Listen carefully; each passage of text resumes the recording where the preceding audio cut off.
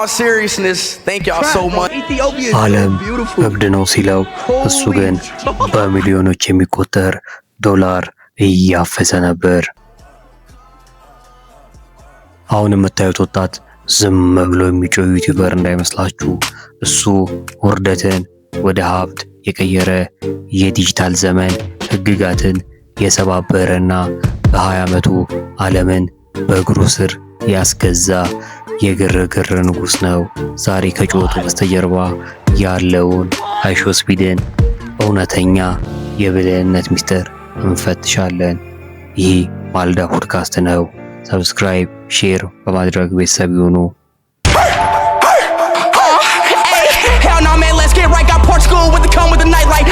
ነገር ግን ከዚህ ሁሉ ጩኸት ጀርባ ስፒድ እንደ ማንኛውም ሰው የሚሰበር ልብ አለው። ስለ ትዳርና ፍቅር ሲነሳ ታሪኩ እንደ ቪዲዮቹ አስቂኝ አይደሉም። ያስታውሱ፣ ከቀድሞ ፍቅረኛው ከቺንታ ጋር የነበረው ግንኙነት በአደባባይ ሲፈርስ ዓለም ስፒድ ሲያለቅስ አየችው። ለእሱ ፍቅር ስክሪፕት የሌለው ድራማ ነበር።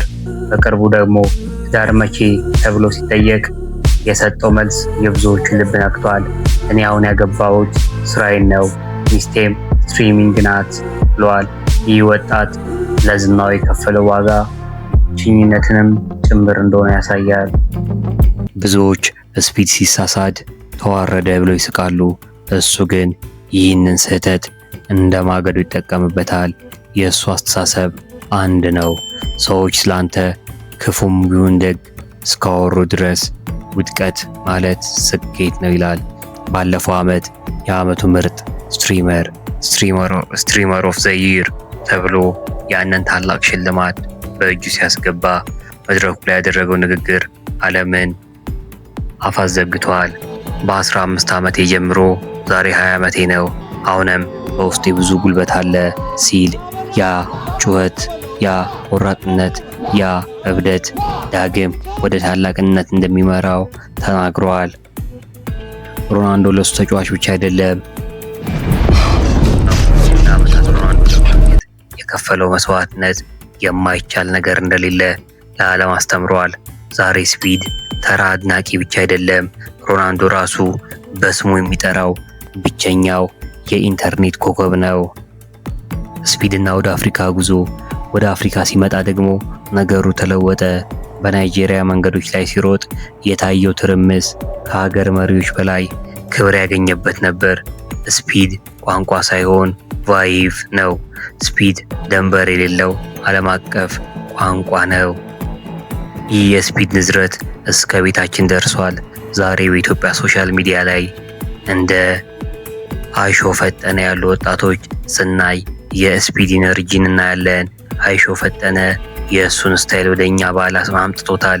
ይህም የሚያሳየው ስፒድ ዝም ብሎ አይደለም፣ አሜሪካዊ ሳይሆን በአይሾ ስፒድ ፈጠነ በኩል ወደ እኛ የሚገባ አዲስ የፈጠራ መንፈስ መሆኑ ነው።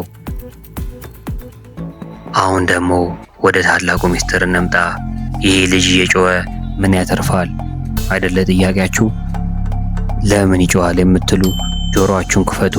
በ2026 መጀመሪያ ላይ ባለፈው መረጃ መሰረት የአይሾ ስፒድ የተጣራ ሀብቱ ኔት ወርዝ ማለት ነው 40 ሚሊዮን ዶላር ደርሷል።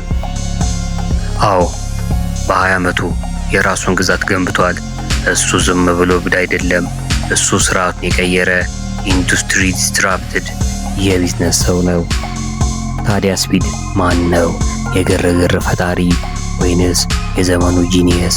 እውነታው እሱ ያሳየን ነገር ቢኖር እብድ እስኪሉ ድረስ ለህልም ከሮጥ ካለም ያንተ ትሆናለች።